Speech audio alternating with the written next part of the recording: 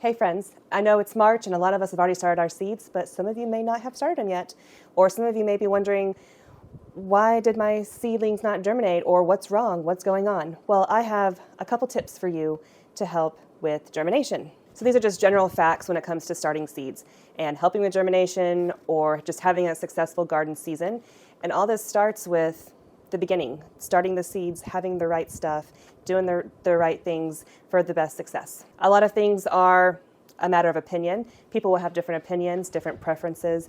So I will go over facts and I will go over my preferences as well. A fact is you have to make sure you start your seeds at the right time. If you start something way too early, like you start your tomatoes 12 weeks before you're going to plant them, they will be massive. They could be root bound. They will be too tall to stay under your grow lights. And if they start to flower, they're kind of not doomed, but they're kind of set back because you want them to be focusing on roots before they flower. You don't want them to flower before you transplant them. So tomato is an example. That goes for everything though. You have to start them at the right time so they are the right size to go out in the garden when it's time for them to go out. That includes starting too late. You could start something a little too late, still plant it out, and it may or may not be behind, but I wouldn't start your tomatoes 1 or 2 weeks before you want to plant them out, because then you got to transplant them in the garden and they're going to be too young and soft to handle the sun and its full hot glory. So just find the right time. I personally think 6 or 7 weeks is a good time to start your tomato seeds before you're going to plant them out. Whenever you're starting your seeds, it's really important to know how to sow them. So the back of the seed packet should tell you. I mean, I think all the ones that I've ever used, the seed packet does tell you. Be a 1/4 inch, a 1/2 inch, 1 whole inch, an 1/8 of an inch surface sow. Depends on the seed. Just look at it and see what it says. And if it says it needs light to germinate, don't cover it. Just put it on top of the soil and squirt it in.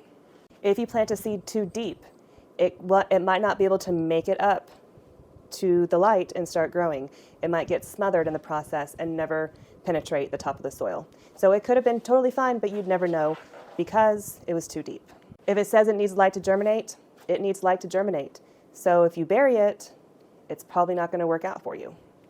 Make sure the soil surrounding the seed is moist at all times, but not sopping wet and soggy. You can drown your seed. That can actually happen. So it should all drain and be fine. But if there's no drainage, then could not work out. So you got to be careful with that. And then if it's too dry, it dries out. It won't germinate. It'll die. You don't want that either.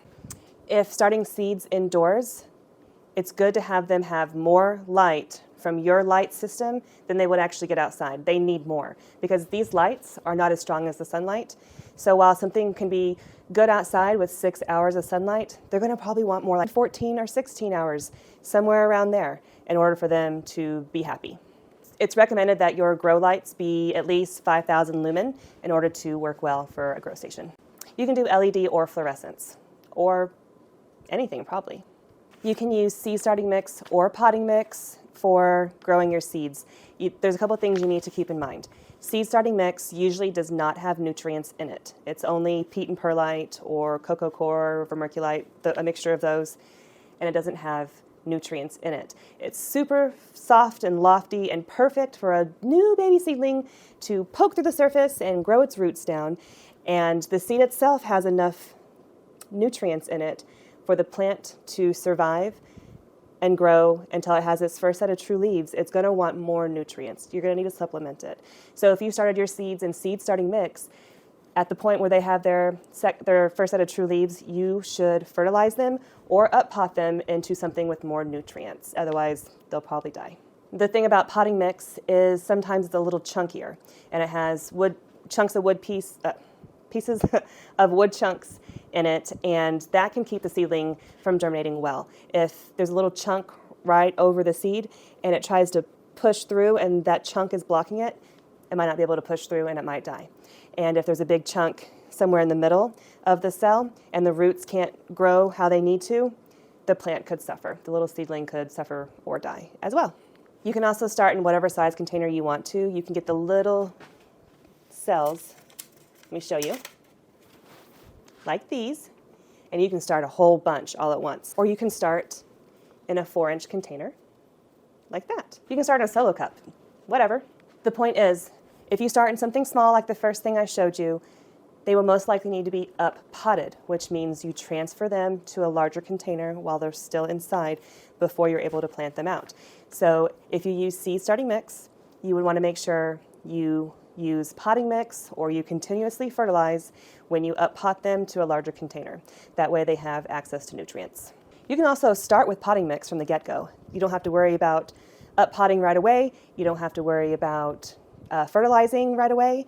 And I just sieve mine and take all the chunks out. Or you can pick the chunks out and just be careful with what you're putting in your cells or your 4-inch containers or solo cups or whatever. And then I know that there's nutrients in there and I don't have to worry about it. I also personally prefer starting in larger containers like the 4-incher that I just showed you or a solo cup or somewhere along those lines with potting mix. Like I said, everybody has their own preference, but my thought is what can be the easiest in a way and the less steps. So starting in a larger container with potting mix means I don't have to up-pot at all, or I won't have to up-pot till way later, and I don't have to worry about fertilizing. So that's why I do it that way. But again, to each their own. But do not use fertilizer on your baby seedlings. Don't, it'll kill them. You can overdo it on fertilizer, so be careful. If your seedlings manage to survive you, be sure to harden them off outside. That's highly recommended. Hardening off is where you take them outside for a few hours each day. You kind of do it in increments, like day 1, you leave them outside for an hour, bring them in. Day 2, 2 hours, bring them in. Everybody has their own definition of hardening off, actually. You will find you will find a lot of opinions on how to harden off. And do that for a week or so. Some people will say 5 days, some people will say 10, so just somewhere in there is fine. Me personally, on a nice day, right before I want to plant them out, like, I don't know, 5 days before, I'll put them out late morning on the table. By the afternoon, they're already in shade. So they've been outside for a few hours in the sun and then a few hours in the shade, and then I bring them in. That might shock some of you, I know. But I don't start with an hour a day, 2 hours, and then 3 hours, and then 4, and work my way up. I haven't killed any of them from doing what I do either. So experts say, do it gradually. I'm just telling you, I do a few hours every day in sun and then in shade, and then bring them in. And then by day 5, they're ready to go out. They're good. They're fine. If I end up killing a plant, it's going to be because I did something wrong in this step. I haven't really killed anything out in the garden. Let me knock on wood. I don't think I've killed anything in the garden. Once I plant them, they're happy. Unless they were stunted from the get-go because I screwed up back here, then they may or may not grow. You will hear about crop rotation. Okay, so this is also a very controversial topic. Crop rotation is most important for farmers because they're damaging the soil, they need to add nutrients. They're not like home gardeners topping off garden beds with fresh compost every year. They need to crop rotate because one plant will fix nitrogen while the other plant will suck it dry. Up here we do corn and soybean, so they alternate every year between the fields. That also cuts down on pests because a pest for one plant is not the same pest for another plant. So they have to go elsewhere to get their food because this year we're planting something else. However, in the garden, it's a little bit different. When it comes to crop rotation in the garden, you don't have to worry about it because you're topping off your garden beds with fresh compost every year. You're manually adding fertilizer by hand. It doesn't matter that you had onions in there the year before and then don't plant onions or garlic there again until the following year or something. It doesn't matter. You just replenished that soil with new, fresh compost, a few inches high every year. And you're going to fertilize it anyways, right? At least I do. So it doesn't matter. The only time you need to worry about crop rotation in your garden is if you have some kind of crazy disease that you don't want to get on your plants the following year. So if there's a soil-borne disease, in your soil that greatly affected your tomato plants one year, and it's probably still there, you want to avoid all that, then yeah, you would plant your tomatoes somewhere else. You would plant all of your nightshades somewhere else, actually. So you wouldn't do peppers or potatoes or tomatoes in that bed for that current year. You would move them somewhere else. If it's an airborne disease, whatever. I'm in the medical field, so whatever. Garden-related, body-related, virus, illness, disease, interchangeable in my world. So if it's airborne, you can't get away from it. Doesn't matter where you crop rotate to, it's in the air. In general, I move things around not because I'm trying to crop rotate. It's because I didn't like where I put it. One year I didn't think about the sun because I was new. I didn't realize that this plant was going to grow faster than this plant, and this plant was going to suffer because it was shading it, and the sun wasn't going to be able to reach this plant.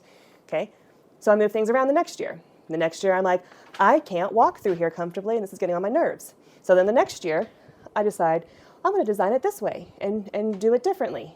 So I move things around for that reason until I get things exactly how I think I'm going to want them every year, and then I'll be good. And I'm not going to worry about crop rotating for any reason other than a disease in the soil that I can't combat at all. So a lot of diseases can be treated. I was going to say cured, but I guess treated would be the better word for it, with copper fungicide. And so if there's something going on, like my tomatoes keep getting blight over and over again, then I would look at the reasons why that happens, and I would treat the plants with copper fungicide regularly, which is an organic way, so it's not going to be harmful to you. So in the end, crop rotation is not necessary unless you have a huge major issue that can only be avoided by rotating. Again, super controversial, but I listen to, watch, and follow Gardener Scott, and he knows everything, so take it up with him. While you're out in the garden, it's also helpful to know what your plants like, what they would like to receive from you as far as nutrients. So corn, for example, is a heavy feeder, and it especially likes nitrogen.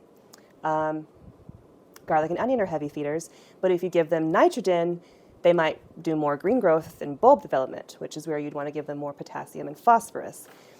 Just different things like that. If it's a flowering plant, phosphorus and potassium, more so than nitrogen. If it's not a flowering and fruiting plant, it's a leafy green, nitrogen is best for it, but give it all three, just a little more nitrogen than the others. And then if it's a rooting vegetable, less nitrogen, because you don't want your carrots to be greens this big and carrots this small. The size does matter when it comes to carrots. Same with beets, turnips, onions, garlics, all that. You don't want those to have too much nitrogen. But of course, nitrogen is super important. Nitrogen helps with the decomposition process. So if you ever buy a compost starter kit that you throw in your compost and it's supposed to speed up the process, there's a crap ton of nitrogen in there because that's what it does. So you do need to supply nitrogen to everything because there are things decomposing. You just don't want to drown some plants with nitrogen to the point where they grow huge, massive plants and don't give you any fruit or don't give you any root or bulb development. Back to the grow station.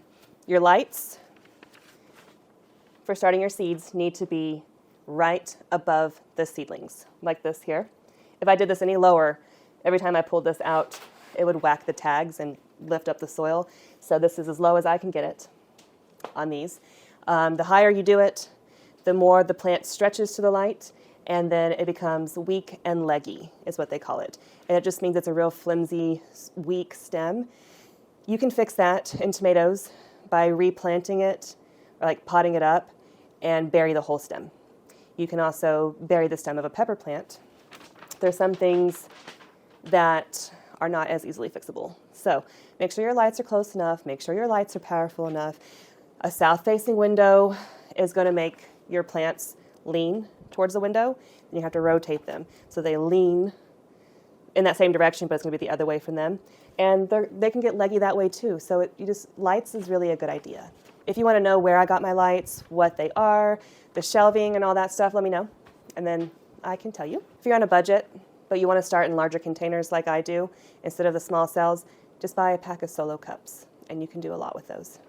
I want to give credit to who I got this information from. Well, I referenced, but I put in my own 2 cents on a lot of these things, but this gave me a lot of ideas. David's Garden Seeds. So I bought seeds from him before. I think it was off Amazon. And he sent this. Very nice, very helpful. Germination and growing tips by him. And so this gave me the inspiration to share with you as well. So thanks for being here. If you have any comments or questions, feel free to leave them in the comments section. I am happy to help you, and be nice. Have a wonderful day, and I will see you later. Bye.